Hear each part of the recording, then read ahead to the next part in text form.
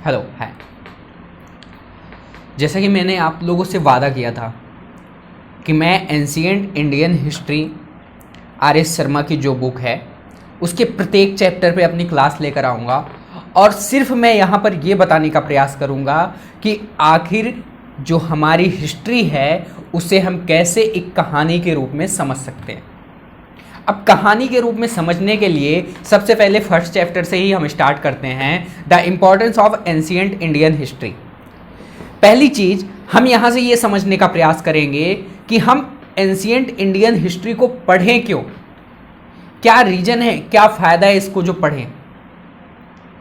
तो हमको पढ़ना इसलिए पड़ेगा यदि हम भारत के यानी इंडिया के पास्ट कल्चर को समझना चाहते हैं और उससे कुछ सीखना चाहते हैं और उसके क्या ऐसे उसमें कमियां थी जो आज भी पड़ी हुई हैं जिससे हम आज भी जूझ रहे हैं, और क्या ऐसी अच्छाइयां थी जिससे हम कुछ सीख सकते हैं। अब एंशिएंट इंडियन हिस्ट्री इंपॉर्टेंट है सेवरल रीजन्स, कई रीजन की वजह से ये इंपॉर्टेंट है। It tells us how when and where people develop the earliest culture. जो हमारे प्राचीन भारतीय थे उन्होंने कब, कहां और कैसे जो हमारा एंशिएंट कल्चर है, प्राचीन संस्कृति है, उसका विकास किया, डेवलप किया।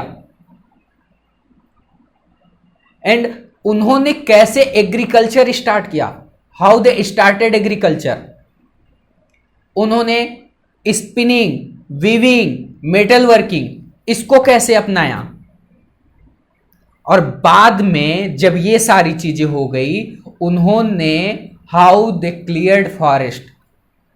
जब उन्होंने जंगलों को क्या किया, काटा, जंगलों को काटने के बाद उन्होंने फाउंड किया विलेज को, गांव को खोजा, फिर सिटीज को खोजा, एंड फाइनली लार्ज किंगडम, और फिर एक बहुत बड़े राज को खोजा। तो the importance of ancient Indian history इसी इतने में समाप्त हो जाती है आर एस शर्मा की बुक में। ये एक कहानी क्यों है, एक कहानी के रूप में ही तो समझाया गया है।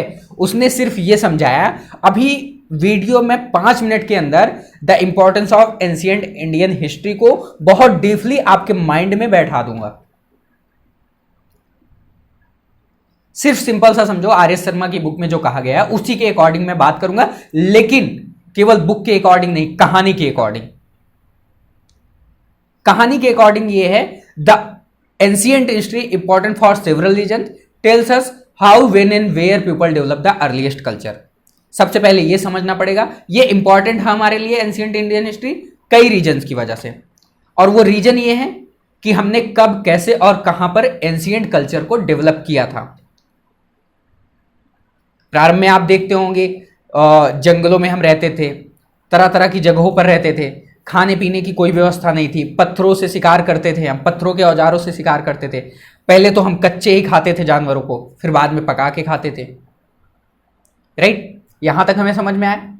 एंड बाद में, उसके बाद हमने एग्रीकल्चर कैसे स्टार्ट किया।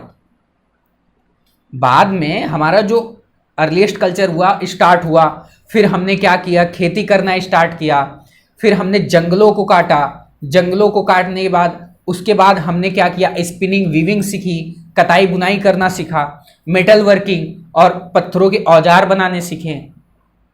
How they create the means for their livelihood, हमने अपनी रोजी रोटी को कैसे अपनाया। फिर हमने जंगलों को काटा, और जंगलों को काटने के बाद हमने गांवों को खोजा, विलेज को खोजा, सिटी को खोजा, एंड फाइनली लार्ज किंगडम। इतनी चीज बताई गई है the importance of ancient Indian history में।